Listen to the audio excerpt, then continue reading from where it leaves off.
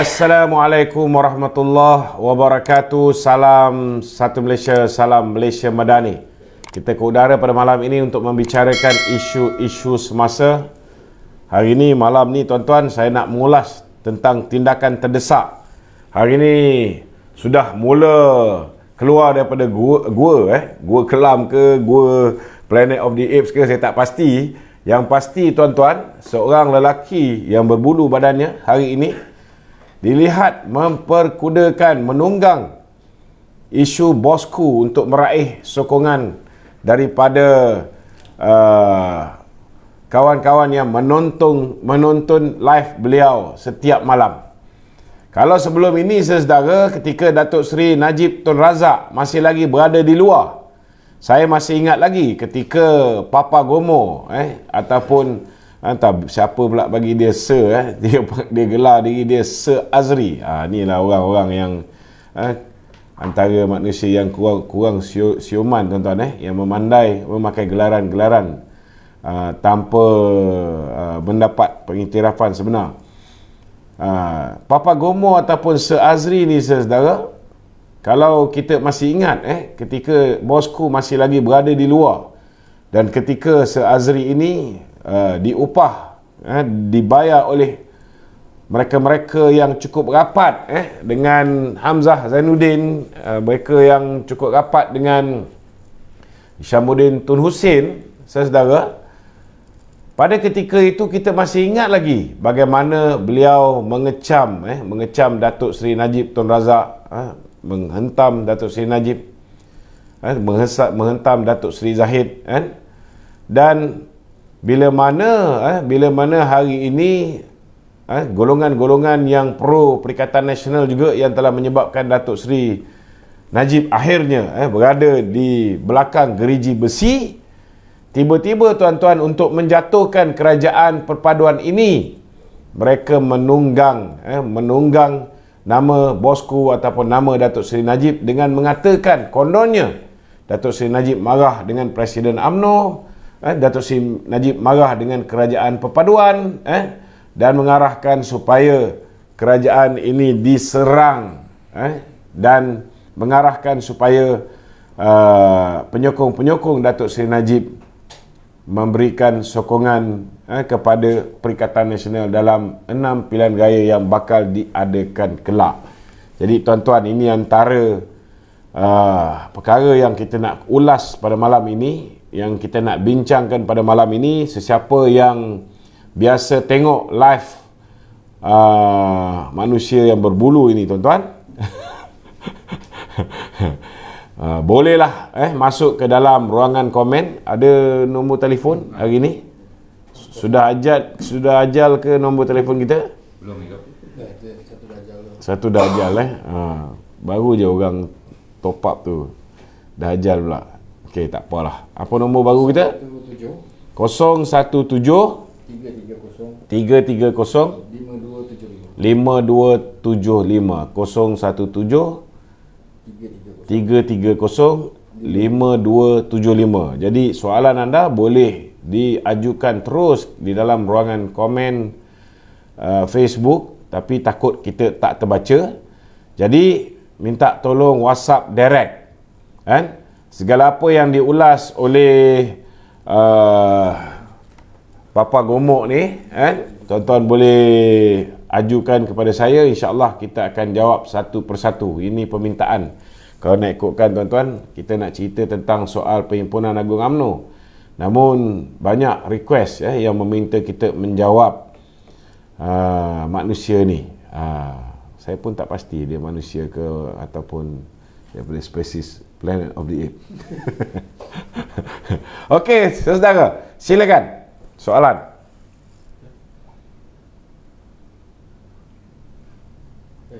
Hai. Okey tak? Korang tak ada soalan? Cuba yang tanya soalan tu duduk depan. Okey. Cakap. Siapa yang berada di TT pun boleh request untuk masuk. Kalau boleh kita ajak sekali Papa Gomok ni sekali, kalau dia berani, anak jantan, mari masuk sini. Kita berdebat. Saya kalau apa ni, abang kata orang tu cicak mengkarung, saya nak nak layan pun malas. Tapi kalau dia nak berdebat dengan kita pada malam ni, silakan. Okey. Saudara Mat, ya. Kalau kita lihat kan, Datuk Seri Najib ni setia dengan UMNO, kekal dengan UMNO kan, menyokong UMNO. Tapi kenapa orang yang sibuk kan bercakap pasal dia ni kan, boleh pula duduk dengan Tun Dr. Mahathir, menunggang nama Datuk Seri Najib, mengatakan Datuk Seri Najib ada sekian. Saya rasa kalau orang yang macam Gomo ni, buat perangai macam tu, still okay. Sebab dia ni memang cari makan. Sekejap dia dengan Hamzah, sekejap dia dengan Isyamuddin. Siapa boleh bayar dia? Memang orang tu lah yang dibelanya. Cuma kita ni sebagai orang yang biasa dengan Datuk Seri Najib, orang yang bersama dengan UMNO, kita dah tengok perangai dia, macam mana dia beria-ria membela Perikatan Nasional sebelum ni, kan? Kita pun tahu bagaimana dia menghentam Datuk Najib, khususnya bila Datuk Seri Najib menyokong usaha untuk menarik balik sokongan terhadap Muhyiddin Yassin, kan? Teruk Datuk Seri Najib dibantai, teruk Datuk Zahid dibantai. Tapi kita ada di antara kita ni masih percaya dengan dakwah-dakwah yang dibuat oleh Papa Gomo ni. Malah hari semalam sehingga kan Datuk Nizar Najib terpaksa mengeluarkan kenyataan tak benar bahawa ayahanda beliau marah dengan Presiden, marah dengan Kerajaan Perpaduan, meminta kita menyokong Perikatan Nasional, kan? Sangat tak masuk akal. Bagaimana mungkin Datuk Najib nak suruh kita untuk menyokong Perikatan Nasional yang kita tahu inilah lahabau-lahabau dan walaun-walaun yang telah menyumbat beliau sehingga beliau dimasukkan ke dalam penjara. Kalau kita tengok orang yang telah melakukan pendakwaan terpilih, siapa dia? Ianya dimulakan oleh Mahathir Mohamad. Di mana Mahathir Mohamad hari ini? Dia bersama dengan Muhyiddin. Siapa yang meneruskan usaha yang dibuat oleh Mahathir? Muhyiddin Yassin, kan? Lepas tu dilanjutkan pula oleh Ismail Sabri, Jadi bagi saya sangat tak masuk akal kalau ada lagi manusia yang masih mempercayai bahawa Gomo ini betul-betul nak berjuang membela nasib Datuk Seri Najib. Apatah lagi kalau ada orang yang mempercaya, mereka-mereka yang dekat dengan Mahathir, mempercayai orang yang bersama dengan Mahathir seperti Khairuddin Abu Asad, Dan Botok ni, masih percaya dengan Muhyiddin Yassin, masih percaya dengan Hamzah Zainuddin, masih percaya dengan Isyamuddin Tun Husin, Ini manusia-manusia yang bagi saya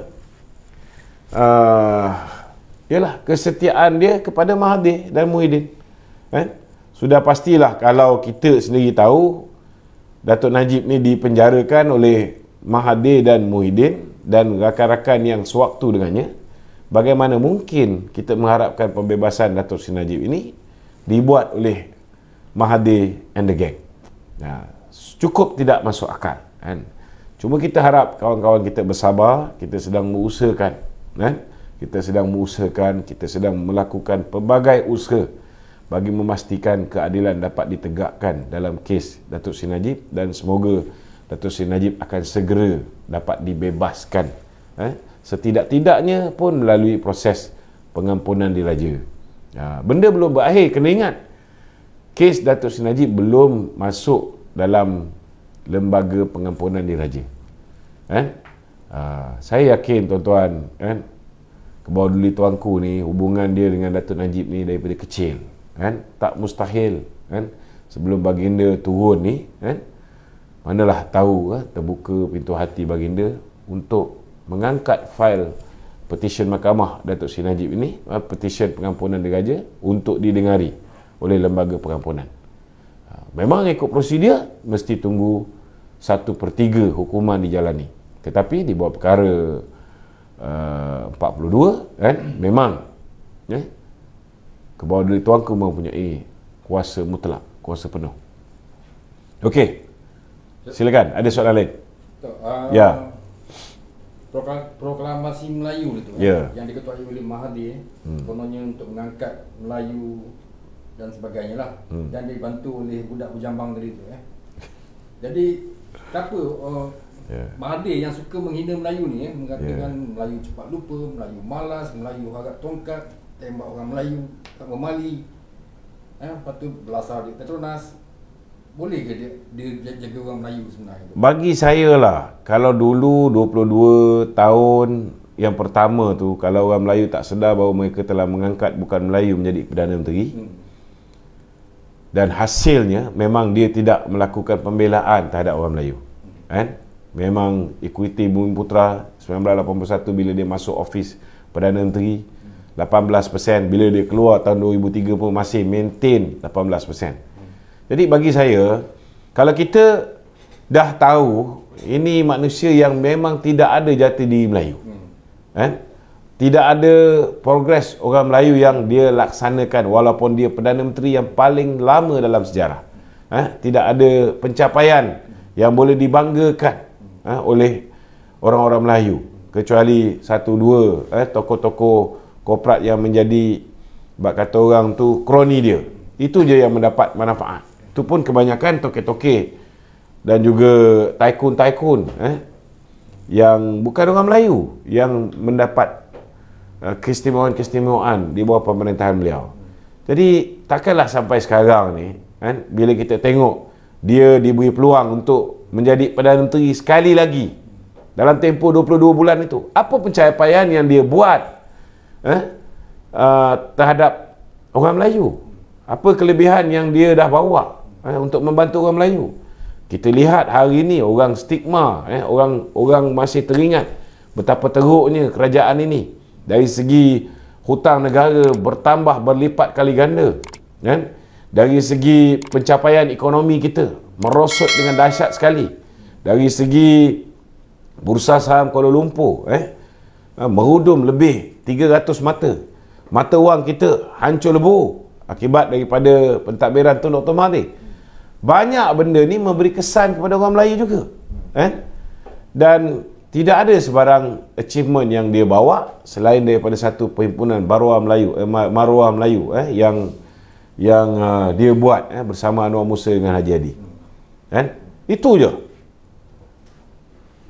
Tak ada benda lain yang signifikan yang boleh dijadikan sebagai kayu pengukur kejayaan dia dalam usaha untuk memertabatkan orang Melayu.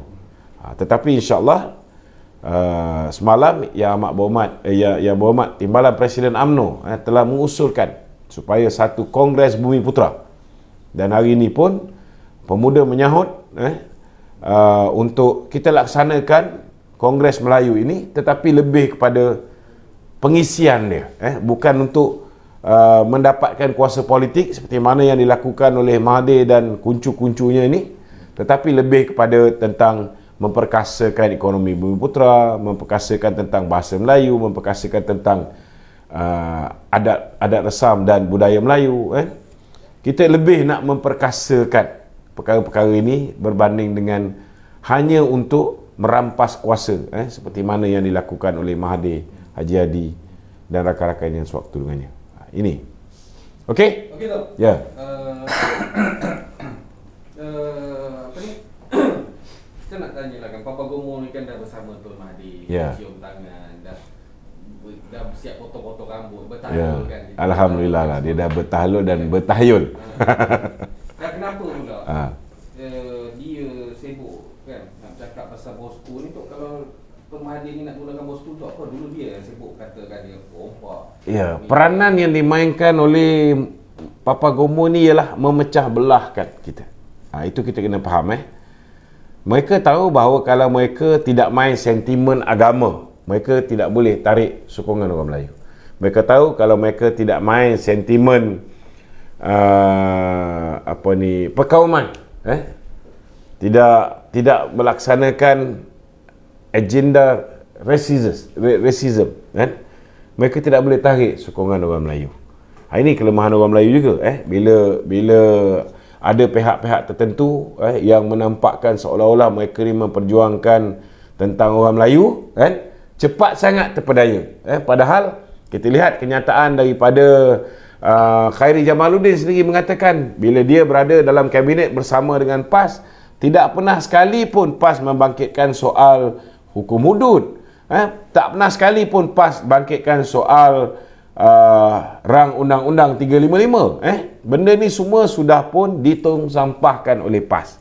Maknanya nak kata PAS ini berpegang teguh kepada pendirian dia nak menegakkan agama Islam, tak ada. Yang kita pasti apa yang dia tegakkan ialah cabutan bertuah. Cabutan daripada 8 kali setahun, PAS telah menyokong untuk menjadikannya kepada 22 kali setahun. 8 kali tuan-tuan, cabutan special ni, special draw naik kepada 22 kali. Hukum hudud, potong tangan dan sebagainya, semuanya tuan-tuan hilang daripada ingatan pemimpin PAS ketika mereka berada di tampuk kuasa. Hukum takzir pun tak ada tuan-tuan. Bagi mereka ini semua membazir. Bukan hukum takzir yang dilaksanakan. Semua dah jatuh kategori membazir di mata pemimpin-pemimpin PAS. Itu sebab, saudara, orang Melayu jangan lagi dengan mudah terpedaya dengan propaganda-propaganda yang dibuat oleh pemimpin PAS ni, saudara. Sama juga dengan rakan-rakannya sewaktu dalam jemaah mereka ni yang dipanggil Bersatu, yang dipanggil GTA, kan? Tok. Ya. Kalaulah betul bosku keluar. Ya. Dan Mahathir lepas ni dah tak ada. Hancur. Kalau Papa Gomo nak mereka tak tahu nak buat apa lagi. Kalau dia nak masuk balik UMNO. Ya. Macam mana tu? Apa pandangan tu? Nak masuk balik UMNO? Kalau tak payah boleh tak? Bagi saya manusia-manusia resis macam Gomo ni, yang sudah secara terang-terang mengatakan kalau dia dapat kuasa bentuk kerajaan Bumiputra 2/3 ni, dia nak tarik balik hak orang India, orang Cina daripada mengundi. Dia tak sedar bahawa kita ini hidup dalam sebuah negara yang masyarakatnya majmuk, masyarakatnya berbilang kaum. How can you say such thing? Terlalu resis lah, terlalu resis. Dan kita tengok Anwar Musa pun dah buat perangai yang sama bila dia berdebat dengan Datuk Seri Shakar. Kita ucap tahniah kepada Datuk Seri Shakar kerana dia telah membongkarkan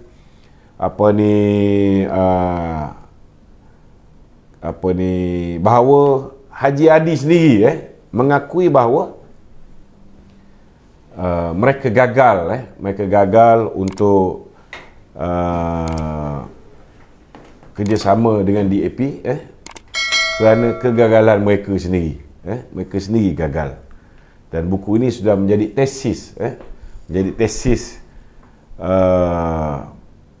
bahan yang ditulis untuk sebelum seorang calon PhD itu viva, itulah tesis yang telah pun dibentangkan.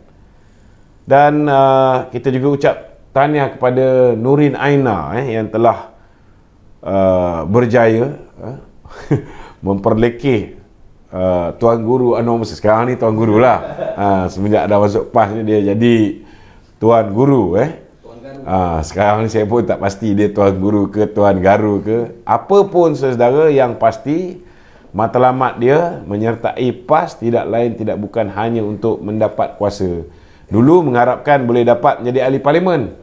Bila Tan Sri Muhyiddin sendiri tak bersetuju untuk dia menjadi ahli parlimen calon daripada PAS di Ketereh, kerana takut nanti peluang calon daripada PPBM untuk mendapat kursi DUN menjadi malap. Maka akhirnya kita tengok, kalau tak dapat jadi menteri, dapat jadi Esko Kerajaan Negeri pun jadilah. Begitulah betapa desperate-nya Tan Sri Anwar Musa. Saya tak fikirlah sampai ke tahap orang PAS ni nak bagi Anwar Musa ni jadi MB. Tetapi kita tak boleh underestimate kebebalan pemimpin PAS. Kita tak boleh. Kadang-kadang bila datang dia punya bingai ni tuan-tuan, apa saja mustahil. Apa saja mustahil. Yang halal boleh jadi haram, yang haram boleh jadi haram jadah. Okey, soalan lain. Kita ada 3 orang nak masuk TT kita. Okey. Kita buka.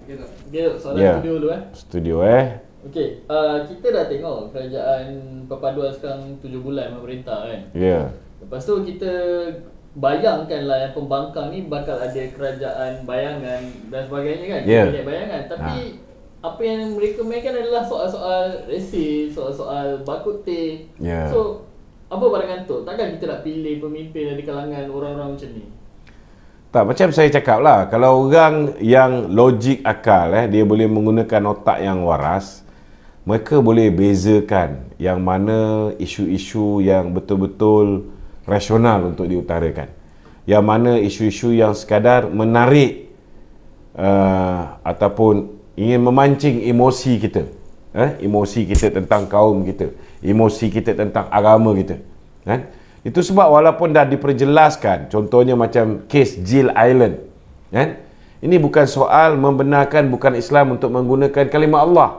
Ini soal tentang isu pentadbiran, perbezaan di antara arahan pentadbiran yang keluar pada tahun 1986 dengan arahan kabinet yang telah meluluskan penganut agama Kristian untuk menggunakan bahan-bahan yang ada perkataan kalimah Allah, kalimah solat Baitullah, dengan syarat ianya mesti dicop dengan bak kata orang tu hanya untuk kegunaan umat Kristian, orang yang beragama Kristian, tidak boleh diedarkan, tidak boleh dijual kepada orang yang beragama Islam. Ini sebenarnya mereka lebih faham tentang isu Jill Island. Ianya hanya sekadar isu rampasan CD, tetapi mereka mengambil peluang ini untuk exploit benda ni, menjadikan isu ni seolah-olah bahawa kerajaan hari ini tidak tegas tentang soal penggunaan kalimah Allah, padahal Majlis Fatwa Kebangsaan sendiri tahun 2014 dah memutuskan perkataan kalimah Allah, kalimah Baitullah, kalimah solat dan Mekah ini hanya khusus untuk agama Islam dan masih konsisten.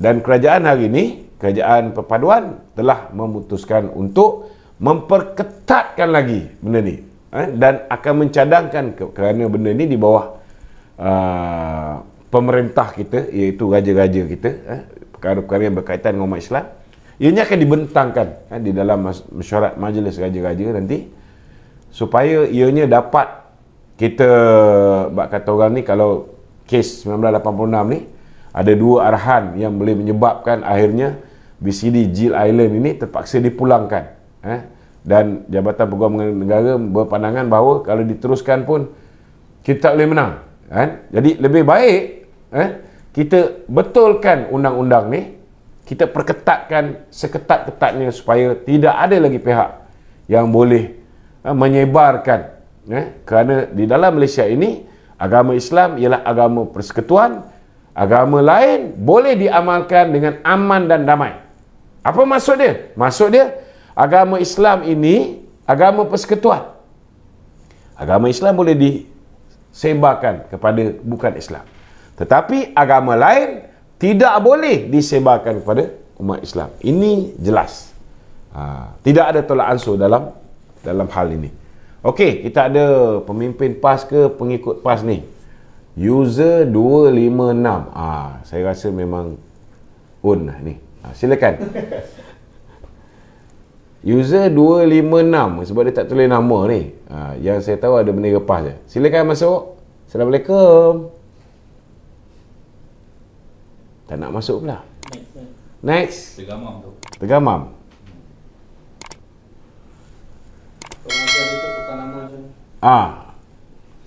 Nanti kena buat khusus TikTok Okey, silakan kawan-kawan di VTT. Saya tak boleh sebut, nanti habis kena blok semua. Silakan. Kenapa ada orang tak bercakap ni? Oh, okey. Muhammad Azwan, silakan. Ya, saya berjumpa lagi Datuk. Ya. Saya ingin bertanya 3 soalan pedas sikit lah pada Okey, malam ini. pedas sikit, silakan.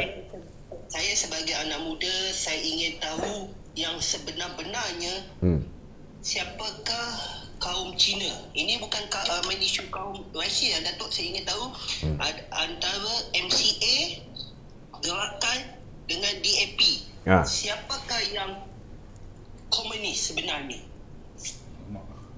Ui, macam mana pula tu Siapakah yang komunis Ya, yang sebenarnya antara DAP, Gerakan ataupun MCA. Saya tak pastilah sama ada Parti Komunis Melaya dulu ada register apa ni ROS. Yang saya tahu Parti Komunis Melaya ialah sebuah pertubuhan haram.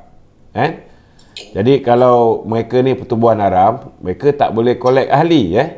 Jadi kalau tak boleh collect ahli, macam mana nak katakan seseorang itu ahli Parti Komunis Melaya?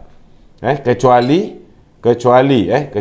ada bukti yang kukuh yang jelas menunjukkan bahawa seseorang itu pernah ditangkap ke, pernah berada di medan perang ke, berjuang atas platform komunis.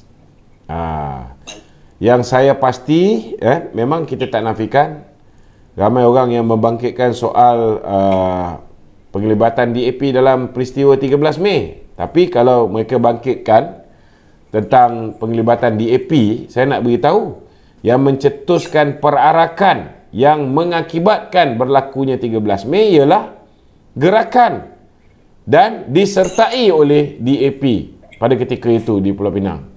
Itu yang memulakan rusuhan kaum itu. Okey?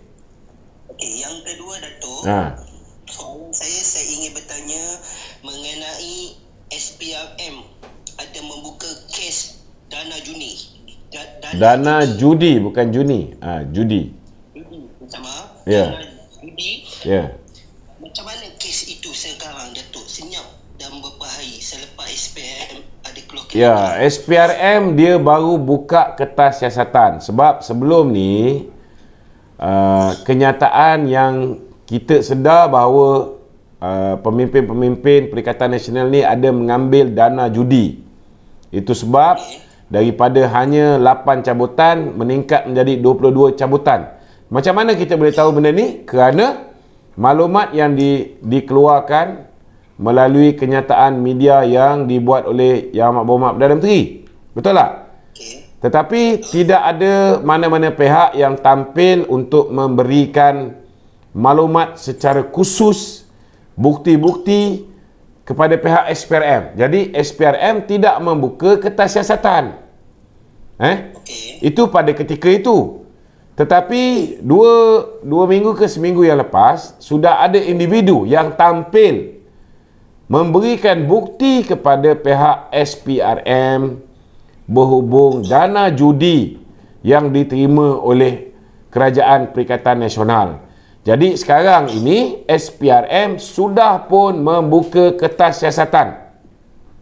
Jadi Wan, SPRM baru 2-3 hari buka kertas siasatan. InsyaAllah bila SPRM dah selesai menyiasat dan sekiranya SPRM merasakan ada kes yang kuat berhubung dengan isu Kerajaan Perikatan Nasional ini menerima dana daripada tokey-tokey judi ni, maka dia akan submit kepada Jabatan Peguam Negara. Dan di situlah nanti kita akan lihat sama ada Jabatan Peguam Negara merasakan kes ini kuat ataupun tidak, ada peluang, ada prima facie ataupun tidak. Kalau Jabatan Peguam Negara merasakan pendakwaan perlu dilakukan, maka baru akan ada pendakwaan. Jadi kita kena faham, kita orang politik, kita parti-parti yang memerintah, termasuklah Datuk Seri Anwar Ibrahim, tidak boleh mengarahkan supaya pendakwaan itu dibuat. Dia boleh menggesa, dia boleh mencadangkan supaya siasatan dilakukan. Ini SPRM dah buka, kertas siasatan dah buka. Kemudian kalau ada bukti kukuh, baru keputusan tu di tangan peguam negara. Kalau peguam negara rasa bukti tak cukup kuat, kalau masuk pendakwaan pun belum tentu menang, kemungkinan besar tidak ada pendakwaan langsung. Okey? Baik. Dan yang soalan terakhir saya, Datuk. Okey. Saya ada tengok video yang Datuk up dekat FB Datuk Okey. yang mengenai Datuk dengan Haji Hadi mempersendakan almarhum Tuan Guru Nik Aziz. Ya. Isu tu boleh ke buat report polis? Itu saja. Terima kasih Datuk. Jumpa lagi. Saya rasa isu tu lebih kepada kalau menghina, maka terpulang kepada keluarga lah. Kalau keluarga merasakan dia nak buat saman sivil ke apa, untuk mengatakan ianya melanggar sebarang kanun tata cara jenayah, saya nampak macam tak berapa nak ada lah. Lebih kepada mempelekeh, menganjing-anjingkan Allahyarham Tuan Guru Nik Aziz, menganjing-anjingkan Lim Kit Siang disamakan dengan Nik Aziz, Allahu Akbar. Okey. Terima kasih Datuk. Terima kasih Wan. Okey, silakan. Salam perpadu. Assalamualaikum. Waalaikumsalam warahmatullahi. Mr. Potato. Datuk, saya kenalkan diri saya. Nama saya Khairun. Okey. Saya ahli UMNO lah Okey. khususnya. Okey. Saya nak tanya dua soalan. Okey.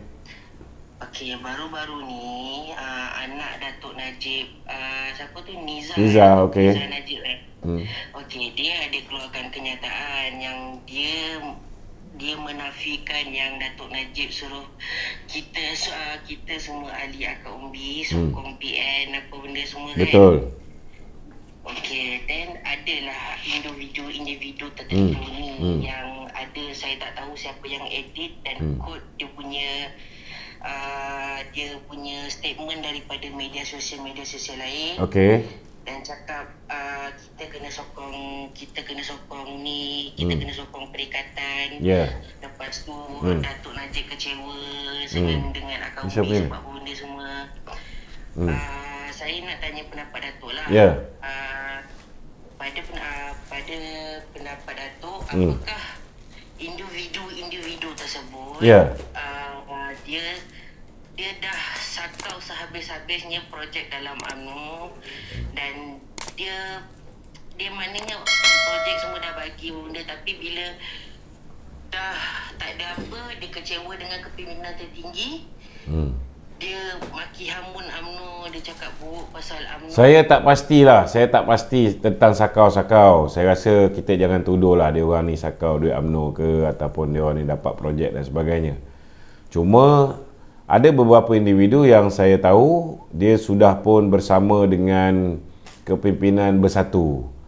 Kalau macam Papa Gomo ni, memang saya tahu dia dulu pun dia bersama dengan Datuk Seri Hamzah Zainuddin, dia bersama dengan Datuk Seri Syamuddin, kan? Memang dari segi kewangan ni memang dia ada dapat bantuan kewangan. Macam mana, melalui projek ke, melalui bayaran secara bulanan ke, yang itu saya tidak ada kepastian. Saya tidak pasti, kita tak boleh nak tuduh lah, kan?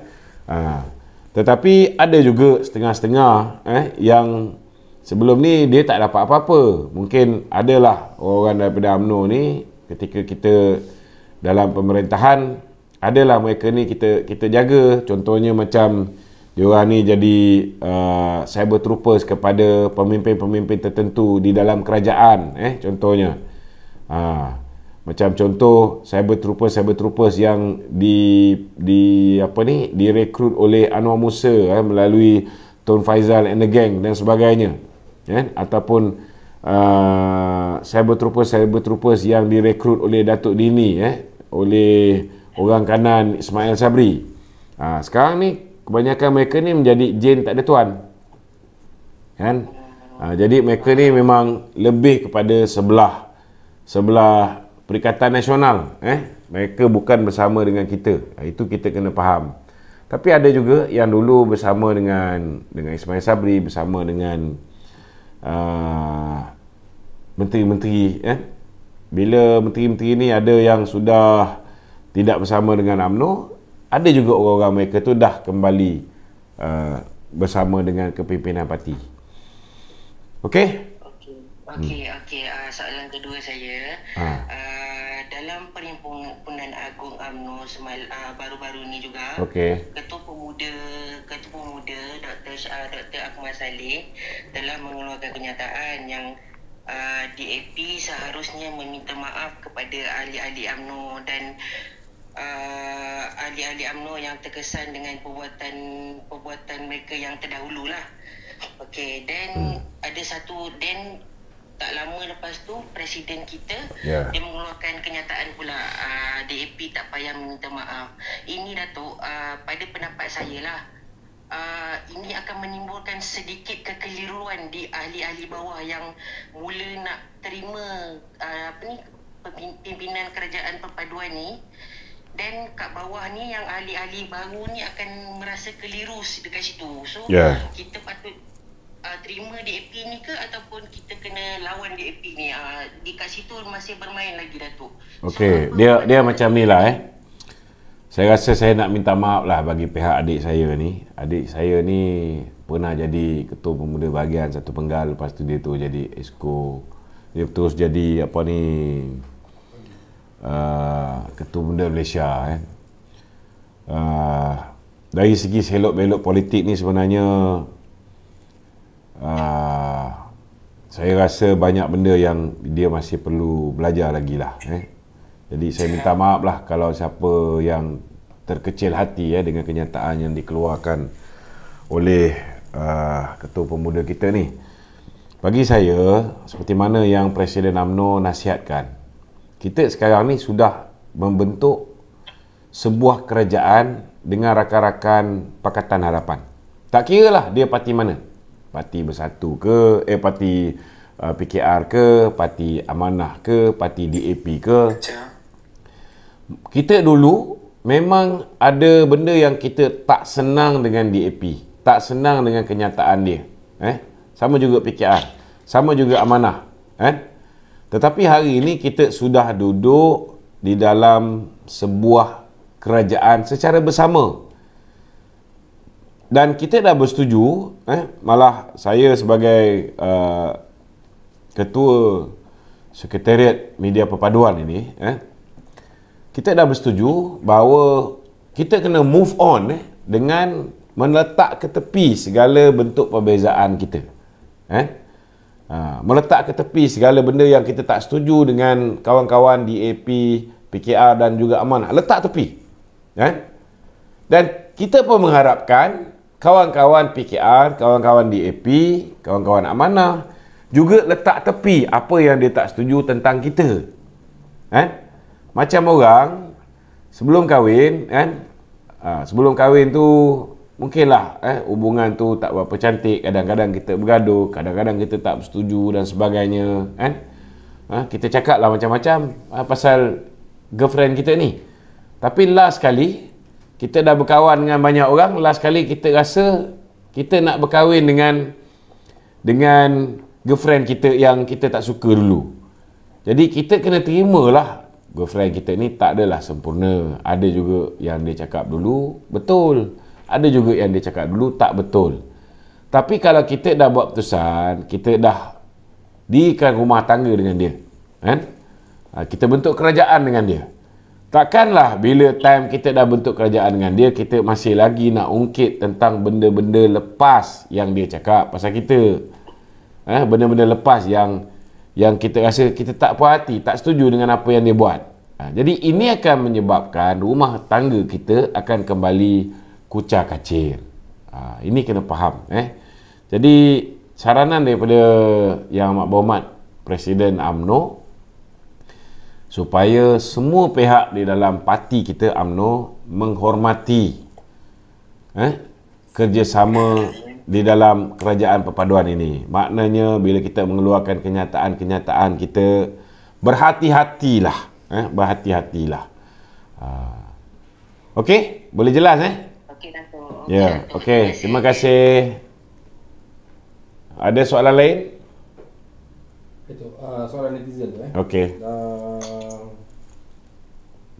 Nama dia Faizal dari Polisian. Okey Faizal. Okey, dia kata bolehkah Datuk bagi tahu penerimaan ahli UMNO setakat ni untuk terhadap kerajaan perpaduan tu? Saya tak nafikan kita sedang berusaha bersungguh-sungguh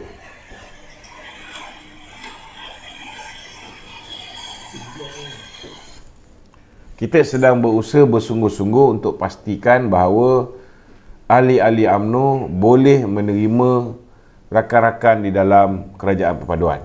Tak kiralah parti mana pun. Kan? Saya rasa ini bukan masanya kita nak rasa geli untuk sebut DAP, nak rasa geli untuk sebut PKR, nak rasa geli untuk sebut Amanah. This is not the time anymore. We only have less than 2 months to face this coming PRN. Kan? Kita tak boleh lagi dah. Sekarang ni kita dah patutnya mood kita ni memantapkan lagi kerjasama. Bukan takut-takut nak sebut DAP, nak sebut PKR, nak sebut Amanah. Dan sama juga, kita juga mengharapkan kawan-kawan DAP, kawan-kawan Amanah, kawan-kawan PKR juga tak rasa malu untuk sebut UMNO, tak rasa malu untuk sebut BM. This is way forward. Kalau kita nak kerjasama ini betul-betul intact, kita kena bersedia. Dan memang orang pun, kalau pun kita cakap, kita kena cerita pasal kita kerjasama dengan kata orang tu, dengan Pakatan Harapan saja. Kita tak boleh kata kita tak kerjasama dengan DAP. Kau nak tipu siapa ni? Ini tahun 2022 tau. Rakyat Malaysia ni bukan bengap tau. Kita kena mengakui kita kerjasama dengan semua 19 parti komponen yang membentuk kerajaan perpaduan. Tak ada apa yang perlu kita malukan. Kalau kita sebagai pemimpin masih rasa malu nak mengakui bahawa we are together dalam sebuah pasukan, kita akan bermasalah dalam pilihan raya akan datang. Dan kita tak ada banyak masa. Kita kena menserasikan diri kita untuk menerima hakikat ini. Kalau kita sebagai pimpinan pun tak serasi lagi, tak boleh terima lagi hakikat ini, macam mana kaum B nak ikut? Ini kita kena faham. Kita kena faham. Saya cakap terus terang lah, semua orang ada perasaan masing-masing. Semua orang ada perasaan masing-masing. Tetapi kita kena terima hakikat rakyat sudah memilih untuk tidak memberikan sama ada BN, sama ada PN atau PH memerintah secara bersendirian. Mereka yang memutuskan untuk kita membentuk kerajaan secara kerajaan campuran. Mereka yang telah memutuskan supaya wujudnya kerajaan perpaduan ini. Dia nak namakan kerajaan perpaduan ke, kerajaan campuran ke, kerajaan madani ke, tak kira lah. Persoalan dia, musuh-musuh politik terpaksa berpakat supaya ada kerajaan dan ada pembangkang. Kalau tidak, kita kena buat pilihan raya semula. Nak buat pilihan raya semula, tuan-tuan kena faham bahawa negara kena belanjakan lagi duit. Dalam keadaan hari ini, duit-duit yang kita belanjakan untuk kempen politik itu sepatutnya digunakan untuk jaga rakyat yang terkesan akibat banjir, yang terkesan akibat PKP berterusan dulu, sampai hari ini masih tak selesai masalah dia orang ni. Sepatutnya duit negara ini dibelanjakan untuk selesaikan masalah rakyat terlebih dahulu, untuk mengukuhkan kedudukan ekonomi kita, untuk mengukuhkan kedudukan hubungan antara bangsa kita dengan negara-negara jiran dan sebagainya. Ini sepatutnya fokus untuk memastikan bahawa investor-investor ataupun pelabur-pelabur lebih yakin dengan negara kita, masuk balik ke negara ini, melabur ke negara ini. Itu fokus yang patut diberikan. Tapi hari ini bila usaha untuk meruntuhkan kerajaan yang sudah pun ditubuhkan secara rasmi dengan sokongan 2/3 majoriti, kan? Masih lagi dilakukan oleh pihak-pihak tertentu. Maka akhirnya kita kena terima hakikat. Kerajaan mungkin lari fokus, kan? Walaupun kita lihat Datuk Seri Anwar Ibrahim, Datuk Seri Zahid, kan? Mereka fokus dalam menjalankan tugas-tugas dia sebagai Menteri Kabinet, Perdana Menteri, Timbalan Perdana Menteri, dan Menteri-Menteri Kabinet lain pun nampak performance mereka, alhamdulillah, kan? Memang fokus. Tetapi kalau terus menerus diganggu begini, kemungkinan besar mereka juga akan jadi macam kerajaan Muhyiddin Yassin yang hanya mempunyai 114 kursi, yang risau takut hilang kedudukannya. Nasib baiklah kerajaan Datuk Seri Anwar ni ada 148. Kalau UMNO 30 orang ni tarik diri, BN tarik diri pun, mereka masih ada 118. Kerajaan masih berdiri teguh. Tetapi bukankah lebih baik semua orang sedar bahawa hari ini fokus ialah kena jaga rakyat, kena selesaikan masalah kos sara hidup, kena selesaikan masalah inflasi, yang hari ini ialah walaupun keadaan menjadi semakin baik, tetapi rakyat masih terasa kenaikan harga barang akibat daripada kejatuhan nilai ringgit, kan? Kena ingat kita punya nilai ringgit bila Datuk Seri Anwar Ibrahim menjadi Perdana Menteri, nilai ringgit kita mencanak, mengukuh. Bursa saham Kuala Lumpur mengukuh. Tetapi bila Haji Hadi cerita bahawa memang ada usaha nak menjatuhkan kerajaan, hari ini memang ada atap yang bocor, terus jatuh bursa saham Kuala Lumpur, dan mata wang kita pun terkesan juga, walaupun ada faktor-faktor lain yang menyebabkan mata wang kita terkesan.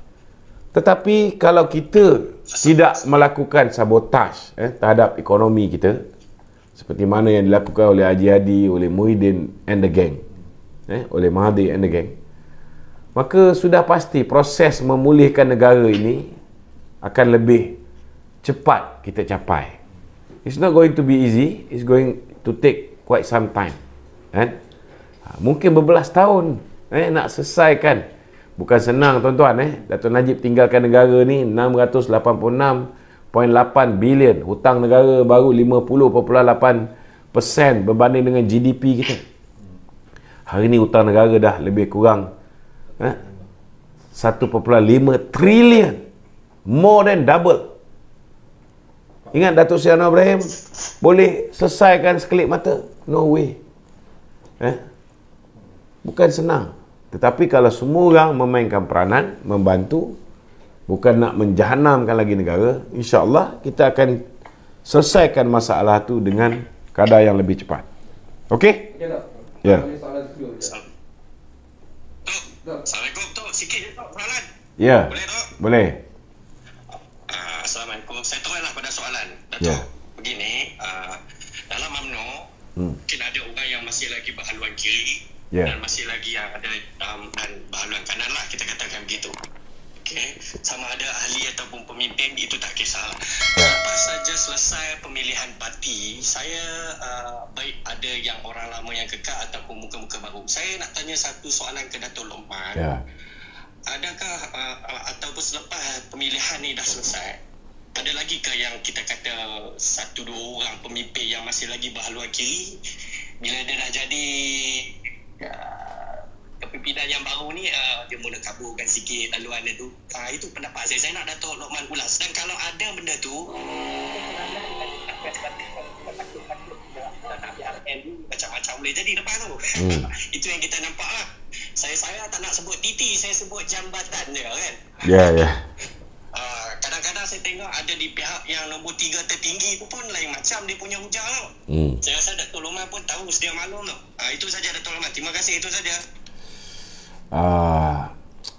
Sebagai pengarah komunikasi UMNO ni, saya bukan semua benda saya boleh cakap macam dulu lah. kita kena jaga keharmonian parti kan. Bagi saya hari ini walaupun kita terima hakikat bahawa ada juga yang bukan sehaluan dengan presiden yang telah menang dalam pertandingan, tetapi kita doakan semoga semua yang berada di dalam Majlis Kerja Tertinggi UMNO hari ini, tak kiralah sebelum ni mereka berada di pihak mana, kita harap selepas ini mereka ni bersatu hati lah. Mereka ni bersatu hati. Itu je yang saya boleh ulas kan. Kita harap tidak ada mana-mana pihak yang masih lagi berhubung ataupun nak menjayakan agenda musuh-musuh UMNO. Kita harap tak ada. Tetapi kalau makin hari makin cerah tak mustahil. Kalau saya terpaksa tegur, saya tegur. Buat masa ni kita cuba jaga keharmonian dalam parti kita ni tuan-tuan. InsyaAllah. Itu je yang saya boleh komen. Okey.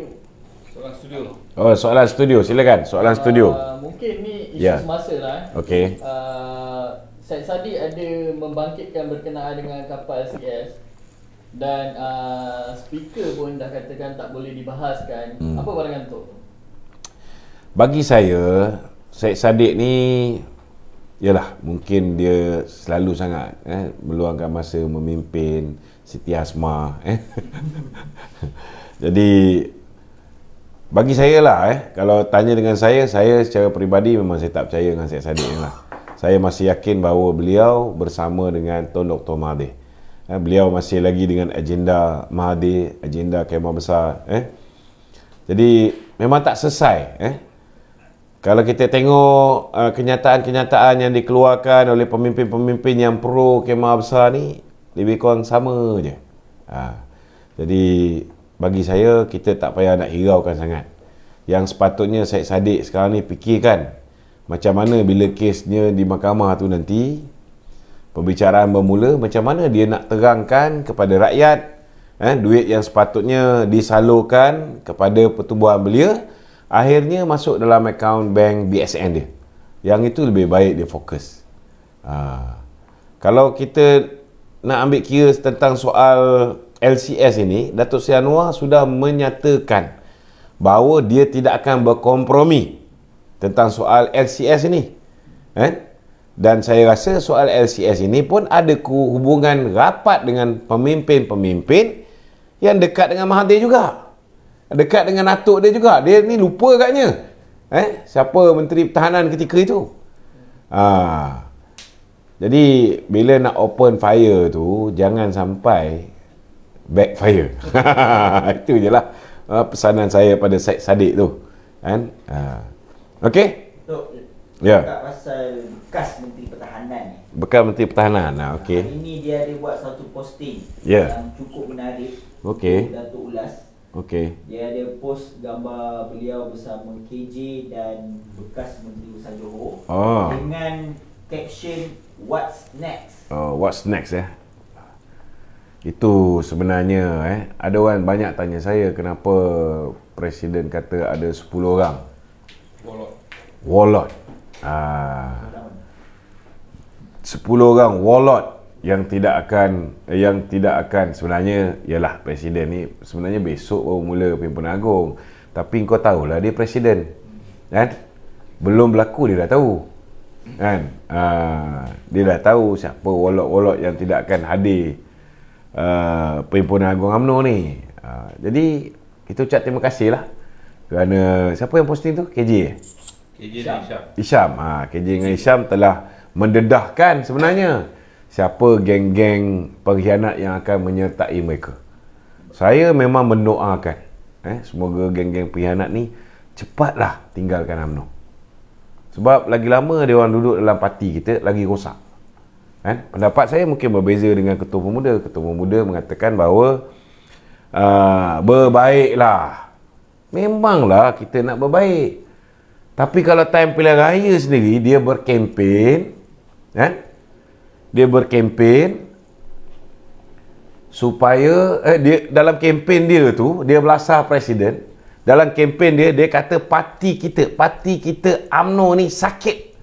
Parti kita UMNO ni sesat. Kalau kau betul lah orang UMNO, takkan kau tak ada rasa sedikit pun terguris? Betul lah. Bukan kita tak boleh memaafkan KJ ni. Bukan tak boleh. Bukan kita tak boleh memaafkan pengkhianatan yang dibuat oleh Hishamuddin ni. Kan? Tetapi we got to draw the line. Daripada dia membantu usaha untuk menarik 16 orang ahli parlimen UMNO bersama dengan Mahathir. Saya buat laporan disiplin. Tak ada sebarang tindakan. Kemudian dia hasut kawan-kawan kita di Sabah. Saya juga buat laporan disiplin. Last kali saya yang kena pecat. Kemudian kita tengok lepas pilihan raya ni, dia boleh menghasut lagi 10 orang kita bagi SD kepada Muhyiddin Yassin. Dan bengong nama Anwar Musa ni mengatakan bahawa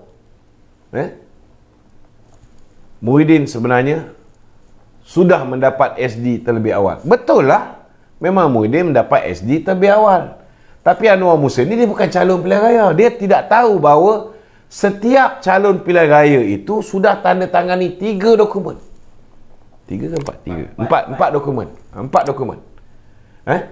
Dan di dalam dokumen itu dia memberi mandat kepada pengurusi Barisan Nasional, Presiden UMNO lah, untuk berunding dan membuat keputusan dengan kerajaan mana yang kita nak bergabung, dan berunding dan membuat keputusan siapa yang kita nak angkat menjadi Perdana Menteri.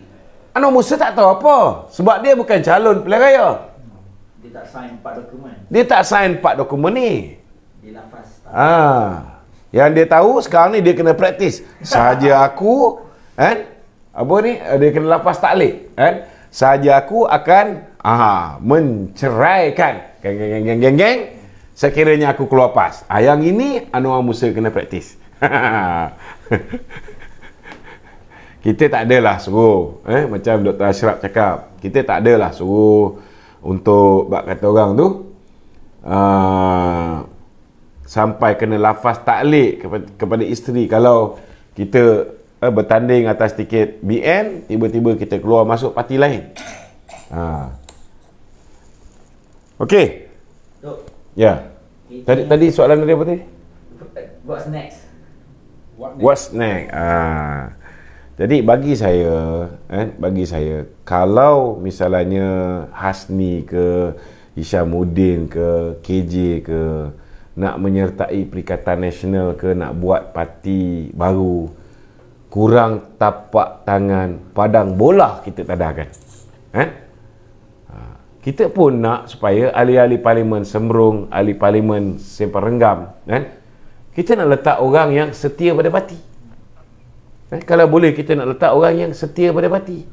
Kalau kita letak orang yang darah daging dia tak pernah bersyukur dengan apa yang dia nikmati selama hari ini sebagai pemimpin parti, sebagai pemimpin UMNO, dia sanggup berlaku khianat kepada kita, jadi macam mana? Itu sebab saya berbeza pandangan dengan Ketua Pemuda. Dia mengharapkan supaya kita ambil balik. Bagi saya, kalau orang ni jadi duri dalam daging, kita dah bak kata orang virus tu dah merebak kat kaki kita. Kita dah potong kaki kita ni. Takkan kita nak ambil balik virus tu, masukkan letak di atas lutut. Jahanam lah parti kita. Body kita ni akan mati. Ini kena faham. Kalau dia betul-betul lah nak kembali bersama dengan parti kita, tunjukkan kesungguhan. Saya nak puji Datuk Seri Tajudin Rahman. Dia dah berapa kali dah hantar orang, hantar isteri, hantar anak berjumpa dengan Presiden, menyatakan hasrat dia nak kembali bersama dengan UMNO, sampai dia sebut kalau boleh dia nak mati dalam UMNO. Orang macam ni patut kita beri peluang. Kalau dia kena gantung 6 tahun, saya sokong penuh. Kalau katalah bila-bila masa MT UMNO buat mesyuarat untuk kita batalkan dia punya penggantungan. Sebab dia ditawarkan, bukan sekali tau, 3 kali ditawarkan oleh pihak Perikatan Nasional untuk bertanding atas tiket PM. Kalau itu hari dia bertanding dekat Pasir Salak, dia menang lah. Dia menang. Tapi dia tolak. Walaupun masa aku punya penggantungan tu aku kena pecat, kan? Dia bantah. Dia bantah. Dia kata kenapa tak tunggu 2 tahun setengah, kenapa nak ambil dia semula sekarang. Tetapi aku sayang dia sebab dia sayang UMNO. Jiwa dia tu UMNO. Orang macam ni lah, itu yang Datuk Seri Zahid kata, kalau siapa rindu kat UMNO tu, kan? Datanglah Pau. Itu yang Datuk Seri Zahid maksudkan. Kalau orang rindu kat UMNO macam Datuk Seri Tajudin Rahman. Bukan orang yang kita tengok hari-hari berkawan dengan Anwar Musang, berkawan dengan Syahidan Kasim, berkawan dengan makhluk-makhluk perosak yang menjadi pengkhianat UMNO. Macam KJ, macam Maya Bera, macam apa ni, siapa nama? Hisham, kan? Simpang Renggam pun dah join. Silakan. Pasal Simpang Renggam tu dia ada post. Semalam Tok Mat kata UMNO perlu ada solusi dan tindakan jika mahu kekal relevan. Reaction yang dikeluarkan Hasni, vision without action is hallucination. Hasni post. Ya. Itulah sekarang ni dia pun sedang berhalusinasi. Berhalusinasi. Sepatutnya kalau dia ni lahir sebagai orang yang bersyukur. Kalau dia lahir sebagai orang yang bersyukur, baik-baik ada jawatan menteri besar tu, buatlah kerja baik-baik. Betul tak? Dia patut bersyukur kerana Kebawaduli Tuanku Sultan Johor menjaga aib dia. Kita pun tak nak buka aib, kan? Dia patut, kalau tiba-tiba tuanku menyatakan kenapa dia tak nak Hasni menjadi menteri besar, tak ke malu? Betul tak? Jadi janganlah over sangat, kan? Takut tiba-tiba tuanku hilang sabar. Kelebihan Sultan aku ni, kan? Seorang yang penyabar, very diplomatic. Kalau ayahanda dia jangan main-main, kan? Tapi Sultan Johor ni sangat berdiplomasi, sangat penyabar, kan? Jaga aib orang, kan? Jadi janganlah lebih sangat. Kemudian dia boleh kata pula Presiden membuli dia, kata UMNO pusat bully dia. Padahal ya Allah, Presiden tu pertahankan dia sampai hubungan dengan istana pun menjadi kurang cantik, renggang sikit pada ketika itu. Renggang banyak sebenarnya, kan? Tapi Alhamdulillah sekarang dah okey, kan? Punca Hasni. Dan akhirnya apa dia balas? Segala kepercayaan luar biasa yang Datuk Zahid berikan kepada dia sebagai calon menteri besar. Mempertahankan, sampaikan Datuk Zahid mengatakan bahawa kita hanya akan memberikan satu nama untuk diangkat menjadi menteri besar. Sampai baginda murka. Itu pun tak bersyukur lagi Hasni ni. Cakap Datuk Zahid macam-macam. Kemudian daripada tak dapat jadi menteri besar, kita bagi pula jadi ahli parlimen. Padahal dia dah jadi adun, kan? Bagi jadi ahli parlimen. Kenapa nak bagi Hasni jadi ahli parlimen? Sebab apa? Sebab nak angkat dia menjadi menteri penuh. Bila Datuk Zahid bagi dia jadi ahli parlimen, saya percaya bila dia tak dapat jadi menteri besar, nak tarik pergi federal, nak jadikan dia menteri penuh. Tapi belum apa-apa dia dah ikut Isyamuddin. Dia dah berikan SD untuk Muhyiddin diangkat menjadi Perdana Menteri. Bila dia tak dapat jadi menteri, salah Datuk Zahid lah. Takkanlah Datuk Zahid nak bagi dia jadi menteri. Sendiri fikirlah, sendiri gali lubang, sendiri tanam, dia dah gali lubang tu, dia sendiri tanam, kambur sendiri. Lepas tu nak salahkan orang. Tak boleh lah begitu. Okey. Tuan, adakah itu satu kesilapan UMNO untuk bagi dia peluang sekali lagi untuk jadi ahli parlimen?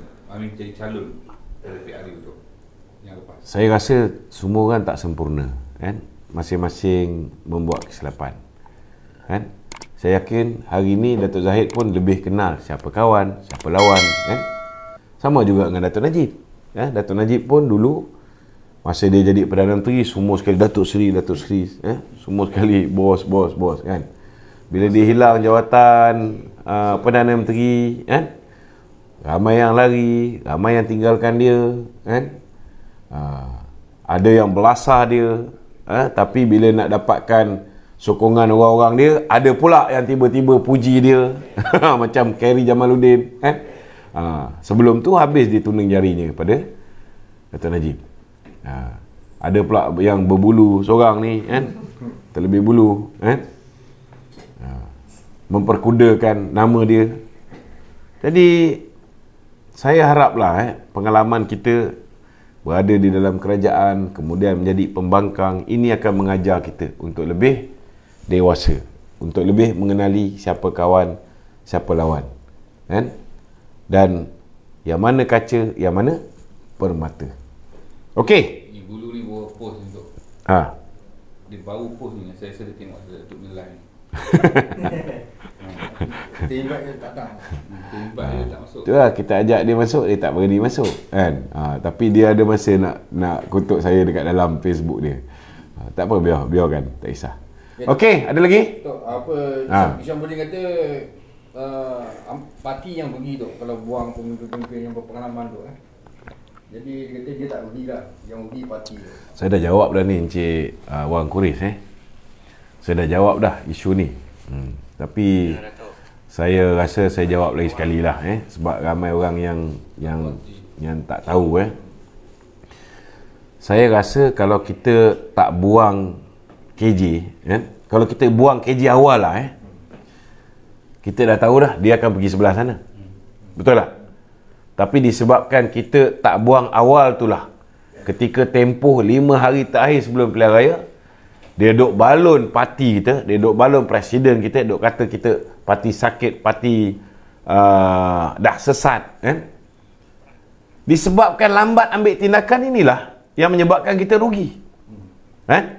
Dan disebabkan, kalau misalnya bila saya dulu membuat laporan disiplin ke atas Hishamuddin, kalau ketika itu tindakan disiplin dah diambil ke atas Hishamuddin, maka bila parti arahkan supaya tarik sokongan terhadap Muhyiddin, Hishamuddin bukan lagi orang yang menjadi sebahagian daripada orang yang ingkar tidak mahu menarik sokongan terhadap Muhyiddin Yassin. Dan Hishamuddin tidak akan menjadi calon pilihan raya, yang menyebabkan hari ini kita rugi 1 kursi. Kerana Sembrong walaupun atas tiket BN dia menang, tetapi dia sudah digantung menjadi ahli parlimen, dan jiwa dia bersama dengan Perikatan Nasional. Kita rugi hari ini. Kita rugi bukan kerana kita pecat mereka. Kita rugi kerana kita lambat mengambil tindakan disiplin kepada orang-orang yang melanggar disiplin parti ni. Kena ingat bahawa mereka diambil tindakan disiplin, ada yang digantung, ada yang dipecat, bukan kerana perbezaan pandangan, tetapi mereka secara terang-terang melanggar disiplin parti, mengkhianat parti, sabotaj parti macam Norma. Ada bukti semua. Sudah pun diberikan oleh Lembaga Disiplin UMNO kepada Majlis Kerja Tertinggi UMNO, sehingga kan Majlis Kerja Tertinggi UMNO bersetuju dengan cadangan-cadangan yang dibuat oleh Lembaga Disiplin Parti. Okey. Kalau lah diorang ni buat parti baru, agak-agak ramai ke orang UMNO akan join, ataupun diorang ni hanya famous di social media aja? Tapi saya yakin kalau mereka buat parti baru, memang akan ada orang UMNO yang akan join. Saya yakin. Cuma taklah sebanyak ketika Datuk Seri Anwar Ibrahim dulu dipecat. Sehingga kan kita betul-betul kalah teruk dari segi sokongan orang Melayu. Malah bila Mahathir keluar parti pun, ada juga orang UMNO yang ikut dia.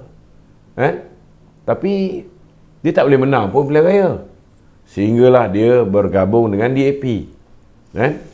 barulah dia dapat menumbangkan Barisan Nasional. Gabung dengan Amanah, gabung dengan PKR, baru dia boleh menang. Jadi bagi saya tidak dinafikan kemungkinan ada orang UMNO yang mengikut mereka, tapi tak sampailah nak mewujudkan gelombang. Kalau tak percaya, suruh KJ tubuhkan parti. Ajak sekali Ismail Sabri ni, kita tengok siapa yang bungkus. UMNO yang bungkus seperti mana yang dia tuduh, atau parti dia yang akan bungkus. Kalau macam negarawan yang kena sawan nama Mahathir Mohamad pun bertanding 142 kursi, hilang semua sekali, kalah dan hilang deposit semua sekali, mungkinlah nasib KJ ni baik sikit. Mungkin nasib dia baik sikit. Mungkinlah ada 1-2 kursi dia menang. Tapi nak kata boleh mengambil alih pemerintahan negara, jangan haraplah. Boleh mencuba, selamat mencuba. Okey? Ya. Rumor ni tu, lepas dia kena gantung. Kena gantung lah daripada UMNO. Lepas tu dia masuk gua tu. Ya. Tiba-tiba hari ni dia keluar balik, Ya. dia nak tunjuk hero. So pada pandangan Datuk, agak-agaknya kan, apa motif sebenar dia dan sebenarnya apa yang dia nak capai tu dalam politik kan? Bagi peluang Datuk, bagi peluang. Okey. Kita bagi peluang. Tok Atulain. Alin. Okey, cakap. Alin. Assalamualaikum Datuk. Saya dari Kuching, Sarawak. Okey. Saya nak saya nak ucap tahniah lah sebab UMNO pilih kerajaan yang ada sekarang bersama-sama dengan kerajaan yang ada sekarang. Terima kasih. Sebab sebelum ni UMNO dah merasai macam mana berada di bawah PN, bawah Muhyiddin. So UMNO memang tak dipedulikan lah. So UMNO dah buat satu tindakan yang baik lah untuk bersama-sama kerajaan. Pakatan Harapan untuk menjaga Islam, Melayu dan apa lagi yang satu tu. Alhamdulillah UMNO Raja-raja bahasa Melayu. Mungkin taufik saya ni lain sikit lah Datuk. Bagi saya, bagi nak mengukuhkan kerajaan perpaduan ni, saya pernah masuk satu live macam mana kita nak aturkan balik anak-anak muda ni. Apakah cadangan saya ni kita wujudkan balik camp yang budak lepasan habis SPM tu, PLKN tu Datuk. PLKN, ya betul. Datuk sendirilah yang akan jadi ketua dia lah untuk kita tubuhkan balik. Di situ kita boleh atur balik macam mana kita nak atur kerajaan yang ada sekarang. Seperti mana PM yang baru sarankan mana budak sekolah kita kena cuci tandas. Benda-benda macam ni kita dah pernah buat dulu Datuk. Alhamdulillah dengan didikan kerja-kerja macam ni kita tahulah nak jaga kebersihan. Tapi dengan ada cadangan baru ni saya rasa elok sangatlah. Saya sokong 100% dah budak-budak ni kita bagi jadual untuk cuci kan. Cadangan ini telah disuarakan oleh Speaker Dewan Rakyat. Alhamdulillah. Telah disuarakan oleh Speaker Dewan Rakyat. Kita harap bila Speaker Dewan Rakyat daripada PKR ini mengusulkan perkara ini kepada Yang Amat Berhormat Perdana Menteri, kita haraplah pelatih-pelatih yang dulunya mengendalikan PLKN tiba-tiba diberhentikan oleh Mahathir. Kita harap pelatih-pelatih ni dapat diambil balik. Dapat diambil balik. Betul. Tapi saya beritahu awal lah. Saya tadi cadangan supaya saya lead benda ni kan, buatlah, bagilah kat orang lain. Kepala saya dah banyak sangat kerja ni. Datuk, saya rasa Datuk memang seorang yang layak lah. Sebab saya tidak pernah. Tak ada, dia sebenarnya dekat Malaysia ni ada banyak lagi orang yang layak. Tapi awak dengar saya punya live je kan. Jadi janganlah semua benda letak atas kepala saya tu. Di situ kita dapat motivasi Datuk dari apa cerita kan. Kita sekali-sekala isi slot bagi ceramah ke apa, insya-Allah kita hadir. Sebelum masuk kerajaan yang ada sekarang ni kan, punya move on sekarang ni memang terbaik lah. Memang terbaik lah Datuk. Terima kasih. Saya tengok memang banyak perubahan lah. Perubahan yang Datuk bawa. So, Datuk ni lebih kepada nak kerajaan yang ada sekarang stabil, bersih, kemudian kita nak move on, kita nak naik kembali Malaysia ni sebagai satu negara yang disegani di Asia. Ya, insyaAllah. Alhamdulillah saya tengok Datuk punya live sekarang ni banyak bagi motivasi kepada ni lah. Tapi lebih lagi dengan yang baru-baru kita dengar ni, pemuda UMNO cakap DAP minta maaf. Saya suka dengan pendapat Datuk, kita move on. Kita lupa benda-benda ni demi negara kita. Betul. Jadi di situ saya sokong lah, kalau boleh ada pengundi-pengundi atas pagar tu, kita kena fikir satu je. Kita kena fikir negara kita sekarang ni, kita nak bawa ke mana. Sama ada kita nak bawa seperti mana COVID dulu. Okey Datuk. Okey Ailin, terima kasih. Zaim Raza. Zaim Raza. Assalamualaikum Datuk. Waalaikumsalam. Okay, saya ada dua soalan tu. Pertama, kita dah tahu satu saman telah dikeluarkan oleh Kerala kepada BMX ya. Apa nama tu, kebimbangan saya ataupun ramai syarikat daripada golongan awam niaga, apa nama tu, PMX akan kalah sebab Kerala Mahathir ni still lagi mempunyai pengaruh yang besar dalam sistem kehakiman. Apa yang kita boleh tengok, apa yang dibuat kepada Datuk Najib kita ya. Jadi apa pendapat Datuk mengenai perkara ni? Kita cuba apa nama tu analisa setakat mana peluang PMX untuk menang dalam kes dia. Saya yakin, pertama sekali saya yakin bahawa bila Datuk Seri Anwar mengeluarkan kenyataan, dia bersandarkan pada dokumen-dokumen yang dia ada. Jadi dia tak perlu bimbang lah benda tu. Kedua, memang betul lah dari segi Ketua Hakim Negara, lantikan Mahathir, Peguam Negara, apa semua segala macam semua, memang banyak tak menyebelahi beliau, tapi kena ingat, mungkin kita sekarang berhadapan dengan pilihan raya. Kita tak nampak lagi keadaan sebenar selepas pilihan raya nanti. Belum tentu perkara-perkara yang contohnya lah pelantikan Ketua Hakim Negara tanpa mengikut prosedur, tanpa mengikut perlembagaan, sepatutnya di bawah cadangan JAC ataupun Judicial Appointment Commission. Belum tentu lepas pilihan raya negeri ini ianya tidak diperbetulkan. Jadi ada banyak masa, bukan bila bicara je tu ada keputusan. 2, 3, 4 tahun pun belum tentu lagi kes tu selesai di peringkat Mahkamah Tinggi ataupun mahkamah yang pertama. Dia mungkin makan masa. Okey? Lepas tu soalan kedua tu. Okey. Related dengan apa yang dipohon oleh Ketua Pemuda kita.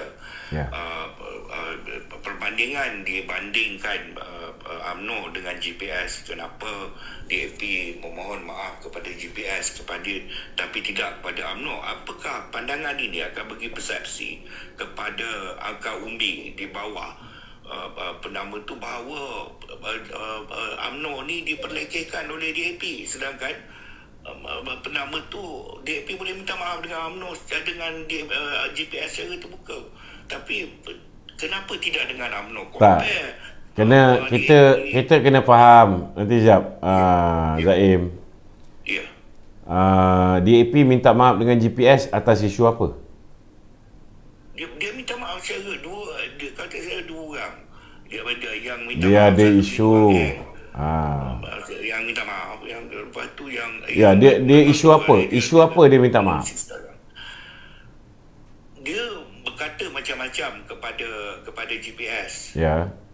Sedangkan UMNO sendiri, apa yang dia tak kata pasal UMNO, dan definitely UMNO pun apa tak kata. Saya nak tanya kalau kita ni, kita tak boleh move on, kita masih lagi berpandangan bahawa aku betul, orang lain tak betul, orang lain kena minta maaf dengan aku apa. Okey, katalah hari ni kita tuntut supaya DAP minta maaf dengan kita. Saya nak tanya berapa banyak kenyataan kita menyerang DAP dulu, terutamanya akibat daripada pengaruh-pengaruh doktrinasi yang Mahathir buat terhadap kita dulu, kenyataan-kenyataan yang belum tentu semuanya betul. Kalau DAP pula minta supaya kita minta maaf, macam mana? Itu kita kan nanti jadi nanti jadi panjang cerita. Dia akan nanti jadi panjang cerita. So for me, you dah decide to go into this marriage. Apa lagi kita nak cerita tentang benda lama yang pasangan kita ni buat? Benda lama yang kita tak setuju. Kalau kita dah setuju untuk berkahwin, kalau kita dah setuju untuk bersama dalam satu kerjasama, dalam satu ikatan, maka apa yang kita perlu buat ialah kita cari titik persamaan dan letak ke tepi titik perbezaan. Apa yang kita boleh capai kalau kita buat kita desak DAP untuk membuat permohonan maaf? Maruah mungkin? Yalah, apa benda yang maruahnya? Cuba beritahu dengan saya. Pertama sekali, cuba you bagi tahu saya satu benda yang you rasa maruah tercabar. Apabila dia mempertikaikan Bumi Putra, hak istimewa Bumi Putra. Ya. Apabila dia mempertikaikan... Okey, macam ni lah. You cerita tentang dia mempertikaikan hak istimewa Bumi Putra. Okey. You cerita tentang macam kebodohan Anwar Musa. Sebelum ni cerita tentang deklarasi setapak. Betul tak? Tak tahu. Okey lah, tak apalah. Maknanya dia cerita tentang apa yang dulu DAP tak setuju. DAP tak setuju dasar Bumi Putra. Betul tak? Salah satu daripada... Dia tak setuju bahawa ada Bumi Putra, ada non Bumi Putra. Dia nak hak sama rata semua kaum. Betul tak betul? Itu Malaysia, yes. Yes. Itu maknanya kita sendiri pun tak buat homework. Okey. Cuba kita buka website dap.org.my hari ni. Okey. Kita tengok DAP at 50 lah contohnya. Sempena ulang tahun DAP yang ke-50. Di dalam itu sendiri jelas menunjukkan bahawa mereka dah ubah dah. Deklarasi setapak dah tak ada. Malaysia pun dah tak ada. Sebab di dalam itu dinyatakan dengan jelas DAP upholds kedudukan hak istimewa orang Melayu, kedudukan raja-raja Melayu, kedudukan Islam sebagai agama persekutuan, kedudukan bahasa Melayu sebagai bahasa kebangsaan. Benda tu dah ada dah. Hari ni boleh buka website DAP. Dia orang dah lama dah. 2016 pun dia dah keluarkan benda ni. Jadi itu sebabnya bagi saya kan, pertama sekali kita pun kena kajilah kawan kita yang kita baru kenal ni. Kalau buka tengok dalam website DAP. Dalam polisi-polisi dia, mereka dah ubah dah polisi ni. Dah lama berubah. Saya pun Datuk Seri Ahmad Maslan beritahu benda ni. Baru kita sedar. Kita pun tak sedar sebelum ni. Baru DAP sebenarnya dah lama dah berubah benda ni. Ada lagi kita dengar mereka duk stres tentang kita nak Malaysia, kita nak hak sama rata. Ada tak dalam beberapa tahun ni kita dengar mereka cakap macam tu? Tak ada. Cuma ada certain macam dalam parlimen baru ni dikatakan nak jadi bak kutih sebagai one of the Allah. Itu insensitif lah untuk orang awam. Yeah, this kind of statement is made by certain people. Yes. Memang kemungkinan besar dibuat berdasarkan ilmu yang tak berapa nak banyak ada, kan? Ataupun kadang-kadang dikurniakan Allah Ta'ala kebodohan secara tiba-tiba, kan? Ataupun dia melakukan provokasi. Tetapi itu bukan pendirian kepimpinan DAP. Kita kena bezakan kenyataan yang dikeluarkan oleh Ramasamy umpamanya, kenyataan yang dikeluarkan oleh Hasan Karim umpamanya. Adakah itu mewakili DAP dan juga PKR? Tidak, kan? Sama juga kalau hari ini, kan, kenyataan Ketua Pemuda itu dianggap sebagai kenyataan daripada Parti UMNO. Tak benar. Itu pandangan peribadi beliau. Saya tak setuju. Saya yakin ramai kawan-kawan lain pun tak bersetuju. Tetapi kita tak naklah besar-besarkan cerita ni kan. Kita pun tahu adik kita ni masih baru lagi, insya-Allah lama-lama dia akan faham tentang politik. Cuma kalau boleh Datuk tekankanlah apa nama tu, apa sebab ramai yang bertanya kenapa apa nama tu GPS DAP minta maaf, kenapa UMNO itu berdasarkan isu. Saya rasa peristiwa tu disebabkan saya rasa peristiwa ni disebabkan ada sikit perbezaan pandangan di antara Chong Chien Jien dengan GPS di Sarawak. Kita kena tahu ada sensitivity sikit lah sebab dia orang ni masuk Sarawak. BN ni tak ada masalah dengan PBB ataupun dengan GPS di Sarawak sebab kita menghormati kawan-kawan kita di Sarawak. Kita tak bertanding pun di Sarawak walaupun berpuluh tahun orang mengundi dacing.